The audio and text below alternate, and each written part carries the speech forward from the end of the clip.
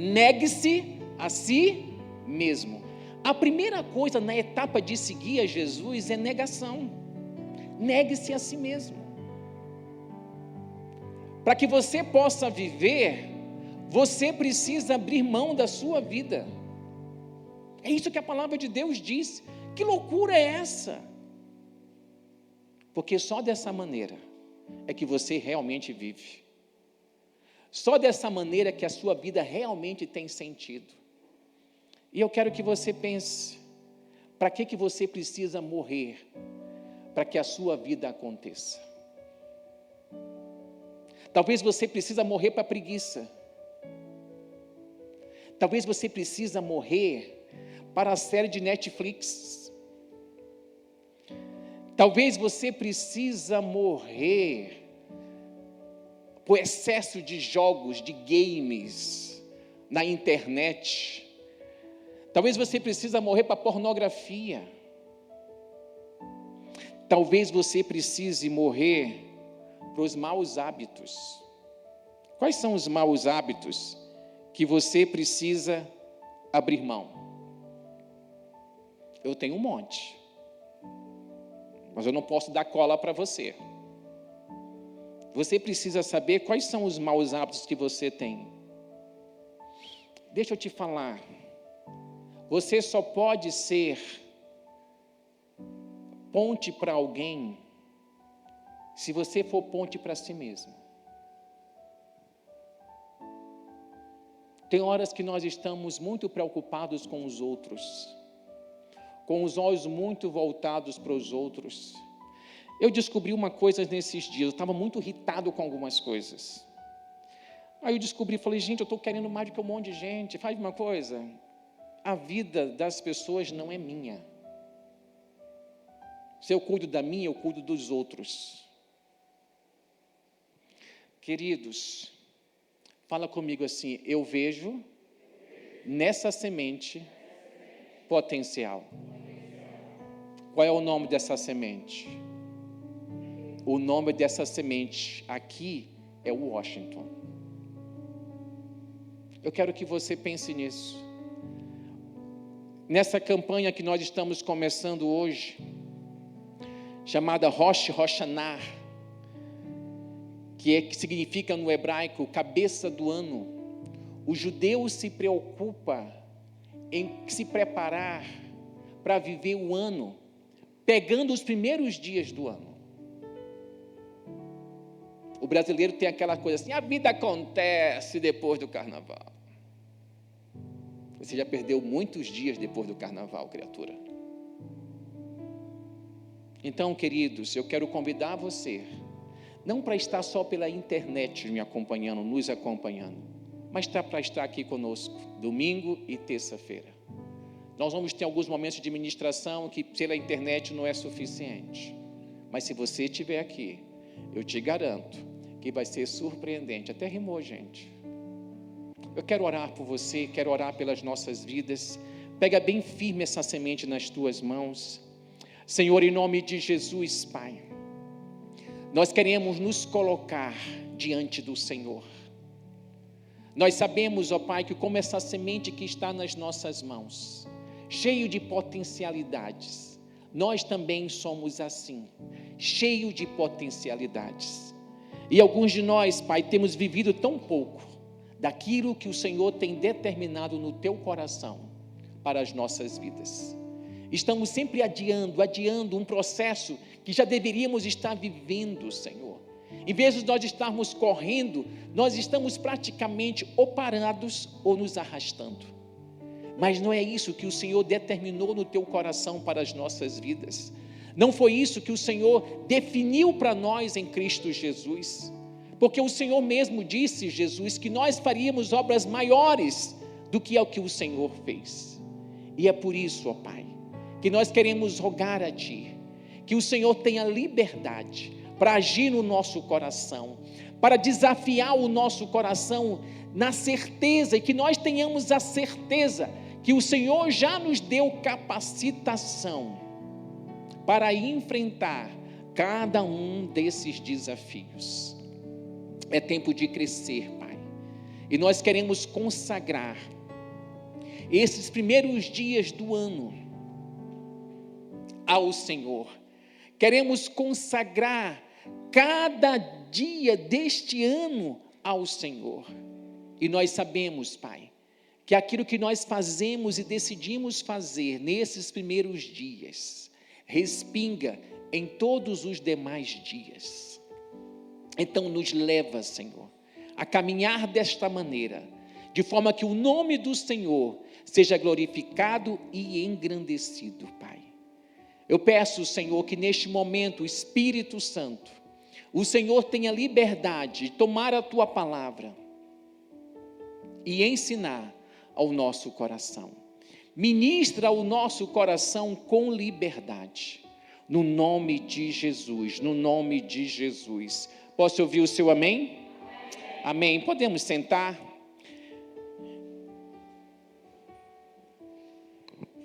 Eu resolvi fazer de 2022 um ano bem desafiador para mim. Na verdade, eu decidi fazer de 2022 o ano da minha vida. Aí você pode pensar assim, mas por quê? Interessante que eu estava ali me questionando e pensando o porquê. Eu acho que tem a ver com a proximidade dos 60, gente. Acho que tem a ver com isso. Porque esse ano eu faço 58 anos. Então eu estou a 2 passos dos 60. E aí eu sei que os anos vão passando e você não vai tendo mais vigor, né? Algumas coisas mudam, questão de hormônios, questões de um monte de coisa vai mudando na sua vida, e que você precisa cuidar e estar se cuidando para continuar amadurecendo bem. Eu quero chegar na idade do Betão, assim, bem inteiro, entendeu? Bem cheio de paixão, ainda sabendo sambar. Olha, gente, eu tive no aniversário um tempo atrás, eu descobri uma sambista fantástica, e aí eu descobri o passado dela com o Betão, entendeu? Que eles dois eram assim, na pista de dança não tinha espaço para mais ninguém, a não ser para eles dois. Mas eu quero assim, pensar nisso com você. Aí você pode estar pensando, pensar no samba? Não, gente, eu não quero pensar com você no samba, mas eu quero pensar com você com o tema dessa palavra que eu dei. Quem lhe mostra o caminho? É o questionamento. Quem lhe mostra o caminho? Faz comigo, pergunta para mim assim: quem lhe mostra o caminho? Quero que você pense rápido. Quem é que está perto de você e que mostra para você o caminho? Eu preciso pedir ao pessoal da mídia que me direcione até onde eu posso ir, porque parece que eu vou para cá e o sumo da tela. É isso? Então eu só posso ir até aqui? Tá, obrigado. Então vamos lá. Quem lhe mostra o caminho? Abra sua Bíblia, por favor, em Esther, capítulo 2, a partir do versículo 5. Quantos aqui já leram a história de Esther? Levante a mão. Algumas pessoas, muita gente já leu a vida de Esther, mas eu quero dar a você a possibilidade que não leu, leia essa história e aprenda com os 2 personagens centrais dessa história, que é Esther e Mardoqueu, o tio dela. E é interessante que a tendência nossa natural é nos centralizar na pessoa de Esther. Mas uma pessoa fundamental para que a vida de Esther aconteça é Mardoqueu. Ou, dependendo da versão, Mordecai. Na versão que eu vou compartilhar com você, o nome dele está como Mordecai. Na NAA, tá? Esther capítulo 2, a partir do versículo, nós vamos até o versículo 11, e depois eu vou do 19 ao 20. E eu quero total atenção aqui, tá bom, queridos? Então aqui diz assim: ora, na cidadela de Susan, havia um judeu da tribo de Benjamim, chamado Mordecai, filho de Jair, filho de Semir, filho de Quis. Ele tinha sido levado de Jerusalém com os exilados que foram deportados com Jeconias, rei de Judá, a quem Nabucodonosor, rei da Babilônia, ali havia levado para o exílio. Mordecai havia criado Hadassa, que é Ester, filha de seu tio, que era órfão, pai de sua mãe. Uma das coisas importantes que eu quero acentuar em relação a Mordecai é que ele foi cativo com um grupo de pessoas, com muitas israelitas, para Babilônia. Agora tem uma coisa interessante. Você sabia que ele era nobre? Você sabia que o fato dele ter acesso ao palácio do rei, a história diz que possivelmente ele era também eunuco. Tem algumas coisas importantes sobre a vida deste homem. Continua a leitura, falando de Ester. A jovem era bonita e formosa. Depois que o pai e a mãe dela morreram, Mordecai a adotou como filha. Isso, obrigado. Quando a ordem e o decreto do rei foram divulgados, muitas moças foram levadas para a cidadela de Susan, sob os cuidados de Hegai. Levaram também Ester ao palácio real e a entregaram aos cuidados de Hegai, guarda das mulheres. A moça lhe pareceu formosa e alcançou favor diante dele. Então, tá bom. Também lhe deu 7 moças escolhidas do palácio real e a transferiu com essas moças para os melhores aposentos do harém. Ester não havia declarado o seu povo nem a sua parentela, pois Mordecai lhe havia ordenado que não dissesse nada a respeito disso. Mordecai, aí eu vou lá para o versículo 19, diz aí, Mordecai passeava todos os dias diante do pátio do harém, para saber como Ester estava passando e o que ia acontecer com ela. Quando as virgens foram reunidas pela segunda vez, Mordecai estava sentado junto à porta do rei. Ester ainda não havia declarado a sua linhagem e o seu povo, como Mordecai lhe havia ordenado. E Ester continuava a cumprir as ordens de Mordecai, como tinha feito quando este a criava. Agora, uma coisa importante, aqui Ester já era rainha, e Ester continuava observando aquilo que o seu tio tinha ensinado para ela, tinha instruído a ela. Quando eu penso na pessoa de Ester, e eu pergunto para você, quem lhe mostra o caminho? No caso aqui, quem mostrou o caminho para Ester foi o seu tio, foi Mordecai. Isso quer dizer, gente, fala comigo assim, não dá para andar sozinho. Tem pessoas que Deus colocou perto de nós para nos dar luz, para nos dar instrução, para nos dizer, para nos apontar o caminho exato. Eu lembro que alguns anos atrás nós tínhamos um discípulo que era empresário, ele tinha uma empresa de ônibus, e aí essa empresa entrou em crise, numa crise brava, algumas mudanças que eles já deviam ter feito há muitos anos, eles não fizeram, e quando algumas empresas maiores cresceram, abarcaram eles não tinham pés para dar continuidade ao trabalho deles. Eu sabia que eu não era empresário, eu não tinha experiência, eu não tinha know-how, naquele momento, para instruí-lo, nem ele nem a Ana. Mas nós tínhamos, perto de nós, uma mulher experiente e empresária. Falei, querido, procura fulano de tal, e vai conversar com ela. Atente àquilo que ela tem para te dizer, porque ela tem um caminho para te mostrar. Você está entendendo o que eu estou querendo dizer? Eu não sou obrigado, você não é obrigado a ter só um mentor. Nós precisamos ter vários mentores, porque ninguém é bom em tudo. Eu não sou bom em tudo.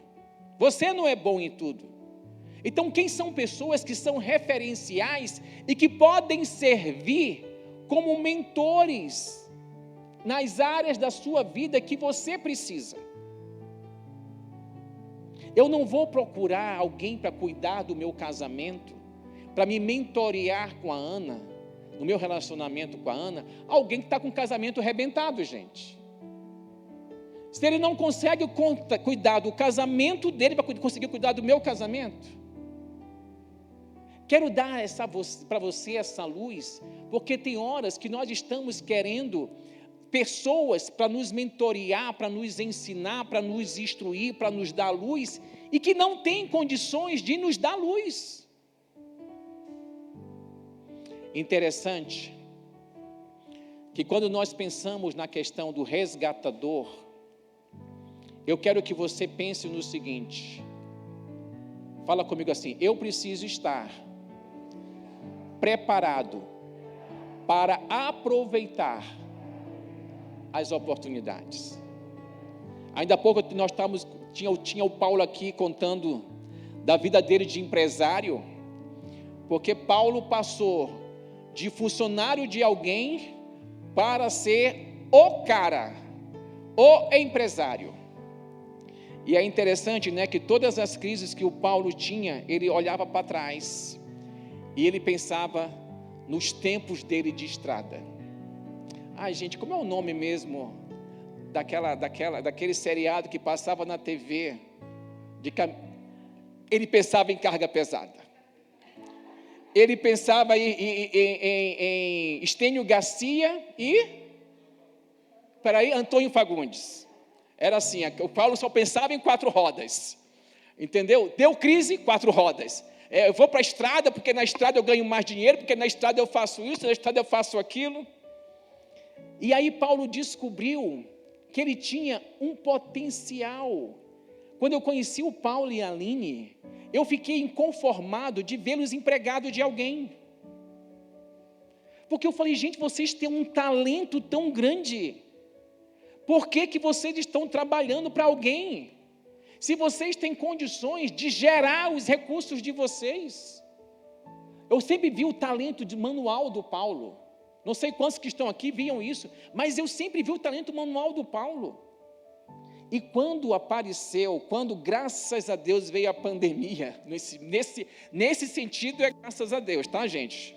Não me interpretem mal você que está nos acompanhando pela internet. Que aí o patrão teve que mandar o Paulo embora. Falei, querido, essa é a grande oportunidade da sua vida. Mas ele não estava despreparado. Já existia uma semente plantada na vida do Paulo. Uma habilidade que ele já tinha e que precisava só ser aperfeiçoada. Aí nessa hora, nós somos muito crentes. Eu virei para essa criatura e falei para ele, todo o trabalho que você pegar, você vai pegar as suas mãos, você vai orar pelas suas mãos, e você vai dizer, Senhor Jesus, me dá habilidade para fazer esse trabalho. Eu lembro de uns trabalhos grandes que o Paulo pegou, que era para fazer os móveis de uma lanchonete, uma cafeteria, vamos dar um nome mais, uma cafeteria. E aí, quando o Paulo fez o trabalho, rápido, gente, eu pensei assim, vai demorar bastante, né? Quantos dias você demorou para fazer o trabalho? 2 semanas. E que o Paulo instalou, mandou foto do lugar e depois nos convidou. Eu e a Ana fomos convidados para poder ir na cafeteria, juntamente com a família dele, para tomar um café, pago por ele, lógico, né? O lanche, aquela coisa toda. E que nós chegamos lá e que nós vimos o que o Paulo tinha feito. Eu falo, gente, é fantástico. Quando eu fui na empresa, na imobiliária do pastor Rodolfo, pastora Paloma, e que eu vi o trabalho do Paulo lá, estampado, eu falo, gente, isso é incrível.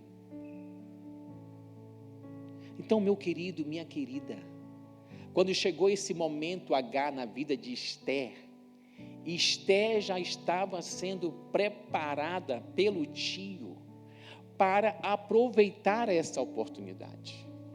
Ele a instruiu, ele disse para ela como ela tinha que se comportar. E ele estava vigiando, né? Mardoqueu era incrível.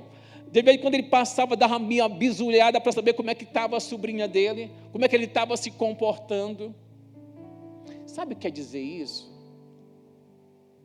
Mesmo que eu envie alguém para fazer alguma coisa, eu preciso supervisionar essa pessoa, até que eu tenha segurança e ela decole. Jesus fez isso com os seus discípulos. Então, uma coisa importante, querido e querida, esteja preparado para aproveitar as oportunidades. Uma outra coisa importante, aí nós vamos lá para Esté capítulo 3, a partir do versículo 1. Fala comigo assim: eu preciso me manter firme dos meus princípios. Mantenha-se firme nos seus princípios. Nós estamos sendo levados, colocados em xeque agora, gente. Desculpa, todo o tempo. Todo o tempo nós estamos sendo colocados em xeque. Porque as pessoas querem ver se nós realmente cremos naquilo que nós dizemos crer. Porque hoje o que as pessoas mais querem é que nós venhamos a abrir mão dos nossos princípios. Olha o que diz aqui. E aí aqui é uma história que envolve os princípios e a maneira como Mordecai via a vida. Depois disso, o rei Assuero engrandeceu Amã, tadinho de Amã, filho de Amedada, a gatita, e o exaltou e lhe deu um cargo mais elevado do que o de todos os oficiais que estavam com ele. Todos os servos do rei que estavam à porta do rei se inclinavam e se prostravam diante de Amã, porque esta era a ordem do rei a respeito dele. Mordecai, porém, não se inclinava, nem se prostrava. Então os servos do rei, que estavam à porta do rei, perguntaram a Mordecai: por que você está transgredindo as ordens do rei? Dia após dia eles falavam com Mordecai, mas ele não lhes dava ouvido. Então contaram isso a Amã, para ver se as palavras de Mordecai se manteriam em pé, porque ele lhes tinha declarado que era judeu. Quando Amã viu que Mordecai não se inclinava, nem se prostrava diante dele, encheu-se de furor.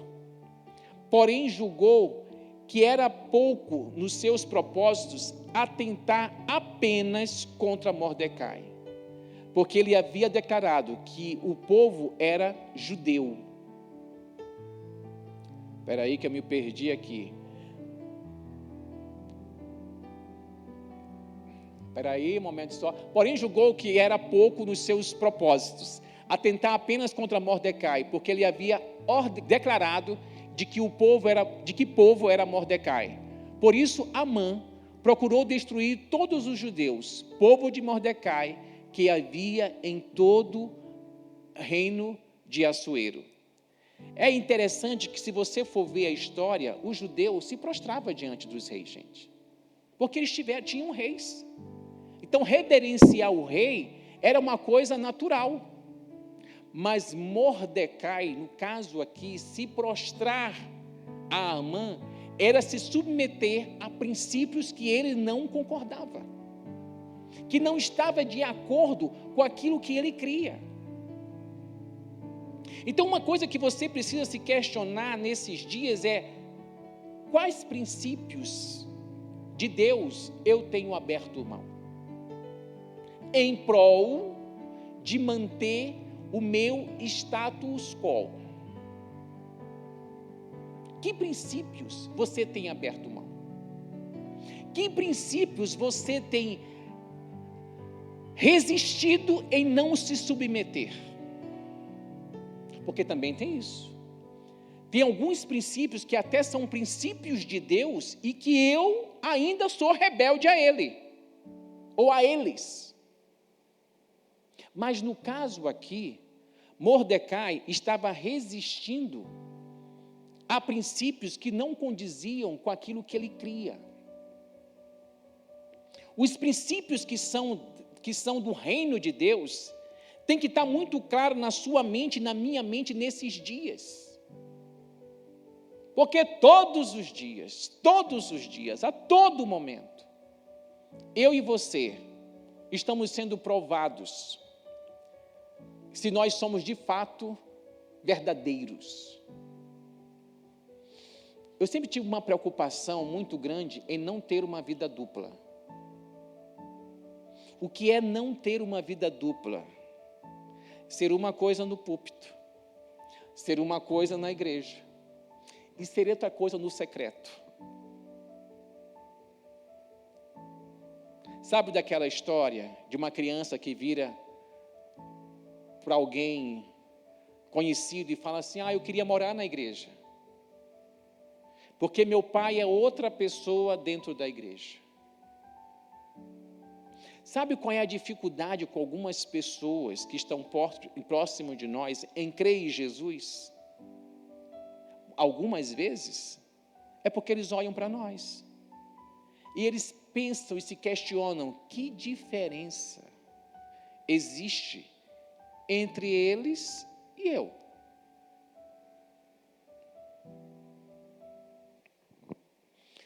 É tempo de mudança, crentes.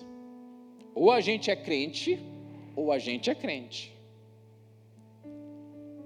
Então, duas coisas importantes: esteja preparado para aproveitar as oportunidades. Mantenha-se firme nos seus princípios. Fala comigo assim bem forte: a hora do resgatador vem, e da minha prosperidade também. Falar em prosperidade para algumas pessoas é arrepiar. É arrepiar. É desconfortável. Posso te falar? Para mim já foi muito desconfortável ouvir sobre isso. Para mim já foi muito desconfortável alguém dizer assim, de púlpito: a fé que você tem levou você até onde você está. Para mim isso era muito desconfortável. Sabe por quê? Na minha cabeça era uma pregação que não era bíblica. Na minha cabeça era uma pregação, como alguém falou outro dia, que não era cristocêntrica.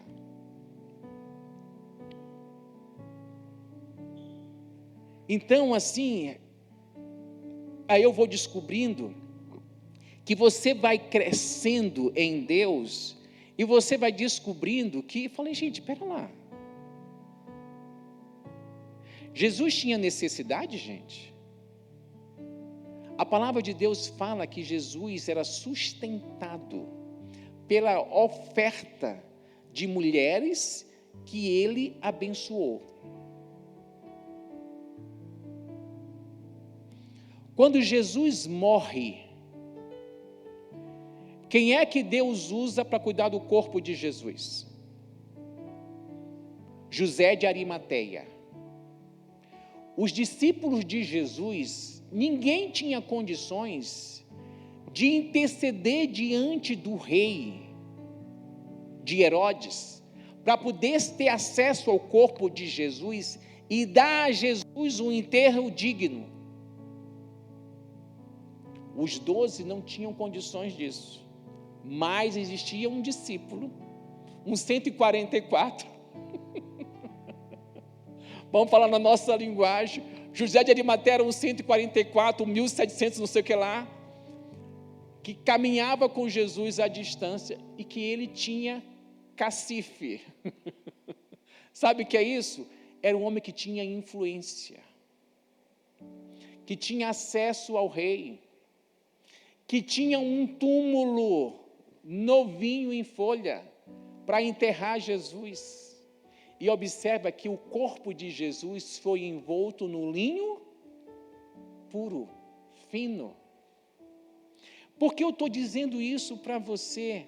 Fala comigo assim: crescimento. Querido, você precisa ter uma coisa no seu coração. Deus quer que eu e você cresçamos em tudo. Se eu cresço, vocês crescem.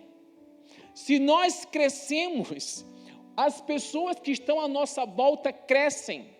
Se as pessoas que estão à nossa volta crescem, amadurecem, prosperam, tudo que está à nossa volta cresce, amadurece e prospera. Posso ouvir o seu amém? Eu conheci a sede nacional da Sara Nossa Terra quando ela estava sendo construída. Gente, quando nós chegávamos lá, era que, meu Deus, que lugar é esse? Era o primeiro, parecia ser um lugar distante, um lugar parece que era difícil acesso, não tinha quase nada de moradia ali perto. As primeiras celebrações que foram lá eram um barro, gente, era um calor. Você chegou aí, não foi, Ana?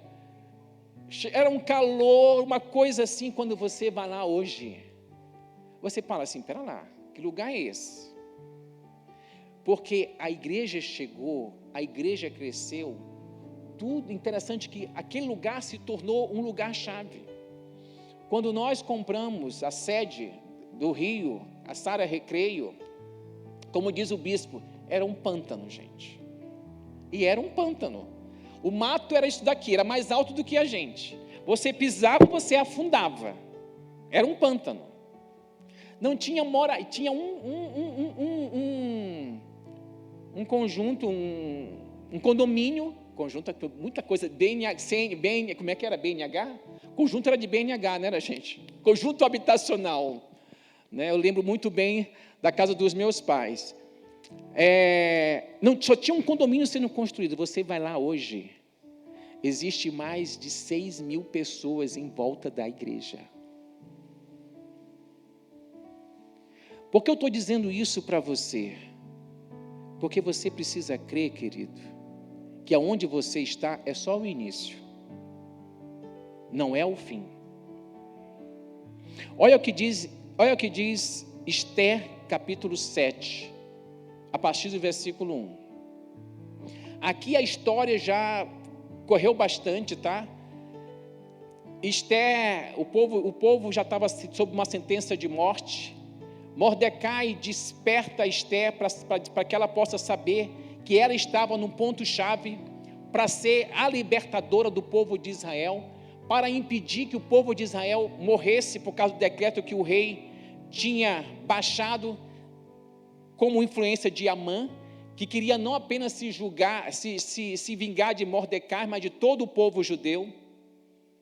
E aí Esther pede para o pessoal fazer um tempo de jejum e fala para ela, o rei não me chamou, mas orem por mim, porque eu vou me apresentar diante dele, se ele erguer o cetro, ele vai me favorecer, se ele não erguer, eu vou morrer, mas eu vou fazer o que tem que ser feito. E aqui já está justamente no banquete que Esther resolve fazer para o rei e para Amã. Aí chega lá no capítulo 7, versículo 1, diz assim: O rei foi com Amã ao banquete da rainha Esther. No segundo dia, durante o banquete do vinho, o rei perguntou a Esther: Qual é o seu pedido, rainha Esther? Você será atendida. O que você quer? Até a metade do reino lhe será dado. Então a rainha Esther disse: Se eu tiver obtido o seu favor, ó rei, e se for do agrado do rei, que a minha vida seja a resposta ao meu pedido, e que como desejo, eu estou sem um óculos, aí fica difícil, para lá, vamos lá. Então a rainha Esther disse: se eu tiver obtido o seu favor, ó rei, e se for do agrado do rei, que a minha vida seja a resposta ao meu pedido, e que como desejo, eu possa ter o meu povo, porque fomos vendidos, e eu e o meu povo, para sermos destruídos, mortos e aniquilados de vez. Se ainda nós tivéssemos vendido como escravos e escravas, eu calaria, pois não valeria a pena incomodar o rei por uma coisa dessas. Então o rei Assuero perguntou à rainha Esther: Quem é esse cujo coração o instigou a fazer uma coisa dessas? Onde está esse homem? Ester respondeu: o adversário e inimigo é este malvado Amã. Então Amã ficou apavorado diante do rei e da rainha. O rei, no seu furor, se levantou do banquete do vinho e passou para o jardim do palácio. Amã, porém, ficou para rogar por sua vida à rainha. Ester, pois, viu que o mal contra ele já estava determinado pelo rei. Quando o rei voltou do jardim do palácio para a casa do banquete do vinho, Amã tinha caído sobre o divã em que se achava Ester. Então o rei disse: será que ele queria desonrar a rainha diante de mim, aqui no meu palácio? Quando o rei acabou de dizer estas palavras, cobriram o rosto de Amã. Então Arbona, um dos eunucos que o servia, o rei disse: eis que existe junto à casa de Amã uma forca de 22 metros de altura, que ele preparou para Mordecai, aquele que havia falado em defesa do rei. Então o rei disse que ele seja enforcado nela. Deixa eu parar bem aqui. Observa uma coisa, gente. Tudo que Amã tramou contra Mordecai deu errado. Tudo. A rainha Ester, ela agiu como ela deveria agir naquele momento, como resgatadora. O resgatador do povo judeu foi a rainha Ester. Ester cresceu, Ester prosperou, Amã foi derrotado, mas olha como termina o livro de Ester. Ester capítulo 10, a partir do versículo 1. Observa que o final do livro de Ester não vai ser falado sobre Ester. Olha sobre quem o livro fala. Depois disso, o rei Assuero impôs tributo sobre a terra e sobre as terras do mar. Quanto aos demais atos do seu poder e do seu valor, e ao relatório completo da grandeza de Mordecai, a quem o rei exaltou, não está tudo escrito no livro da história dos reis da Média e da Pérsia? Pois o judeu Mordecai foi o segundo depois do rei Assuero, e grande para com os judeus e estimada pela multidão de seus irmãos, tendo procurado o bem-estar do seu povo e trabalhado pelo que, gente? Pela prosperidade da nação. Fala comigo assim: prosperidade da nação. Querido, quando você cresce, juntamente com você, cresce um monte de gente. Quando você prospera, juntamente com você, prospera um monte de gente. Chegou o dia, chegou o momento, a hora da manifestação do resgatador, que no caso aqui era Ester, mas também chegou a hora da prosperidade de Mordecai. Eu quero dizer com tudo isso, querido, que Deus não despreza nenhuma semente que eu e você plantamos. E eu quero que você pense, crente, que sementes você tem plantado? Quem é o seu resgatador? Quem são as pessoas-chaves que Deus tem colocado na sua vida para abrir portas, para lhe preparar para oportunidades, para ensinar princípios que você não deve abrir mão, para na hora H se manifestar em seu favor e levar você ao ápice daquilo que Deus tem programado para a sua vida. Eu estava conversando hoje de madrugada, de madrugada é ótimo, não estou brincando, Paulo. Hoje bem cedo com o Paulo, e eu perguntei para ele: quem é que você conhece nessa cidade que é melhor do que você no que você faz? Se aproxima dele, vai aprender com ele. O que eu estou querendo dizer com você, com isso tudo, Se você quer estar um nível acima, você tem que procurar pessoas que estão um nível acima de você. Você não vai crescer se você continuar se relacionando com quem está aqui, ó, ou quem está abaixo. Sabe por que eu não abro mão de alguns relacionamentos no Rio? Porque eles me puxam para cima. Se eles me puxam para cima, eles me ajudam a puxar vocês para cima. Quem lhe mostra o caminho? Quem lhe mostra o caminho, querido, é aquele que é o seu resgatador. É aquele que faz com que a sua história, juntamente com a história dele, faça diferença. Deixa eu mostrar uma coisa para você. Lucas 6,40, por favor.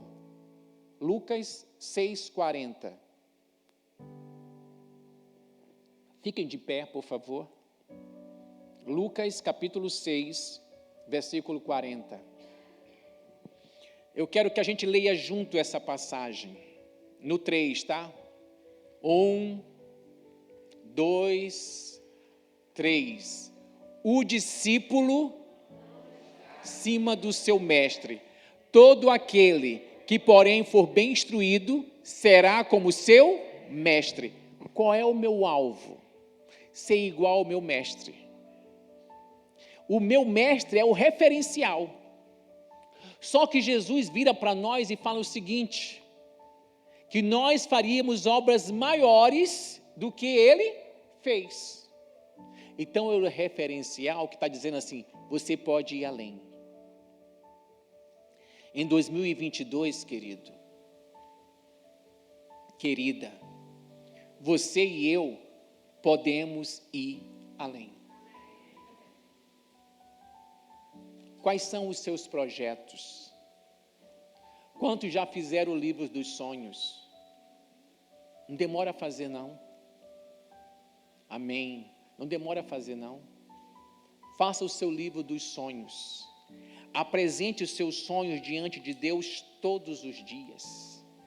Trabalhe pelos seus sonhos. Sabe por que trabalhe pelos seus sonhos? Porque existem momentos que nós não trabalhamos pelos nossos sonhos.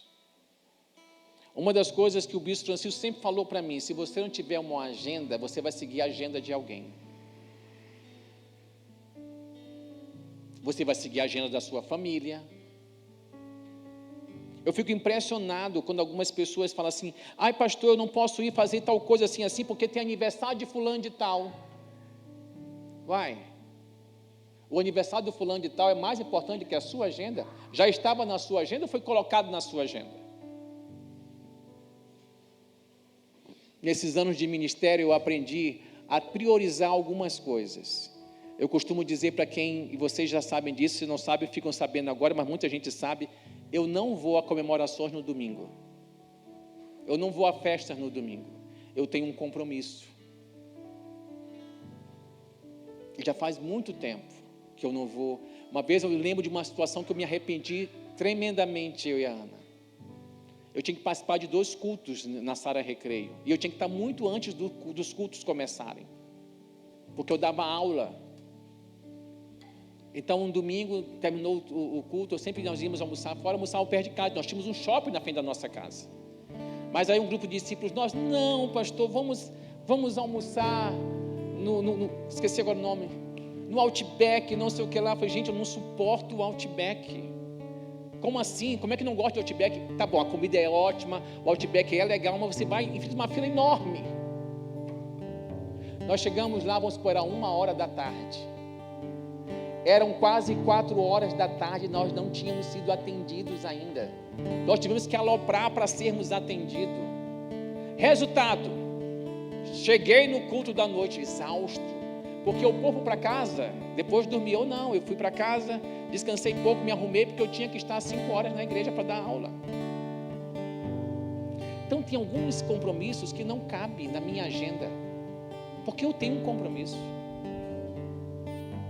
Então eu quero que você repense até mesmo a sua agenda, porque muita gente coloca muita coisa na sua agenda.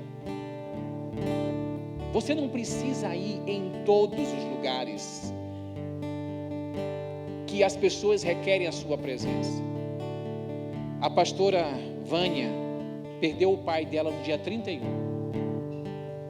Quando eu soube, já tinha sido até enterrado o pai dela. E ela mandou mensagem à noite. Eu não tive possibilidade de estar com ela dia 31, mas eu fui lá hoje de manhã. Eu queria lá dar um abraço nela, queria conversar com ela, queria orar com ela. Essa era uma prioridade e eu não podia abrir mão.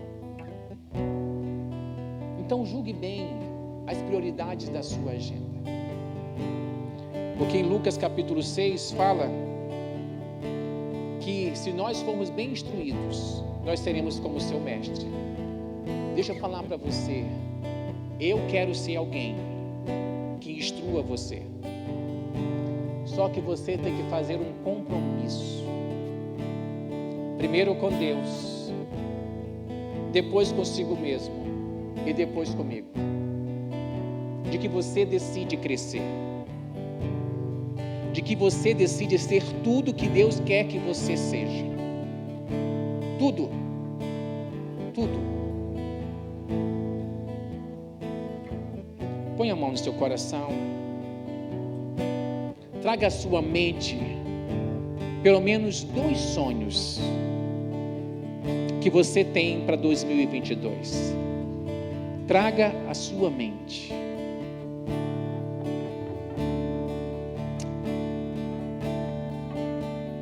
Se você já trouxe esses sonhos à sua mente, diga amém. Senhor, em nome de Jesus, Espírito Santo, Espírito Santo, o Senhor está pairando sobre este lugar. O Senhor está presente neste lugar.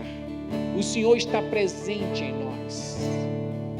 Mas eu quero me fixar, Senhor, nessa imagem de Gênesis capítulo 1, que o Senhor pairava sobre a face do abismo. O Senhor pairava sobre aquilo que se transformaria no nosso habitat. O Senhor pairava, o Senhor estava incubando a terra. O Senhor estava gerando a terra. O Senhor é o gerador dos nossos sonhos. Olha o que está no coração dos meus irmãos, na mente dos meus irmãos, no meu coração.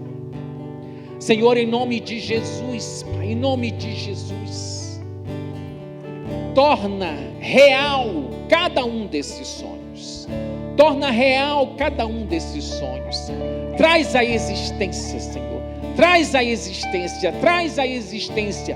Mostra para cada um a atitude a ser transformada, o comportamento a ser transformado, o pensamento a ser transformado, Senhor. Os relacionamentos que precisam ser feitos, Pai, que vão alavancar, possibilitar, Senhor, a realização desses sonhos. Oh, Senhor, oh, Senhor. Manifesta o teu poder, manifesta o teu poder. Ora por o seu sonho, querido, nesse momento. Ora por você, coloca o seu sonho diante de Deus. Ora por você. Tem um milagre me esperando, resposta de Deus ao meu clamor. Ele olhou pra minha vida e a sua graça me alcançou. As dores eu deixo no altar e levo a paz comigo. levo a certeza no meu peito de tudo que Ele fez por mim. Eu tenho um Deus que é sobretudo e tem todo o poder. Eu tenho um Deus, Ele é imenso e nele eu posso crer. Posso pela fé ver o mar se abrir, ver o impossível acontecer, ver os montes se moverem numa só palavra. Posso caminhar sobre as águas e mandar a tempestade parar. É possível se eu apenas crer. Posso, Senhor Deus, fé. nós vamos nesse novo ano, Pai, colocar nosso pé, Deus, em novos territórios, em novos lugares, Pai, em nome de Jesus, ó Pai. Nós tomamos posse do novo.